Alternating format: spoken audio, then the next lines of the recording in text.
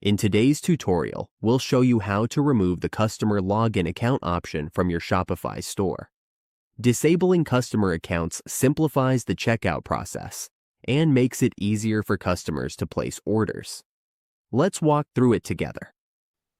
First, head to your Shopify dashboard and open Settings.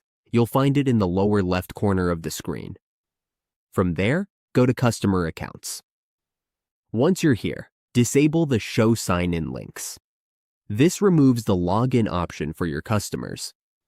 We also want to disable these notifications. Click on this one, then turn it off. This means customers will no longer need to log in to complete their purchase on your Shopify store, making checkout much smoother. And that's how we remove the customer login account option from your Shopify store. This simple change helps create a better shopping experience for your customers.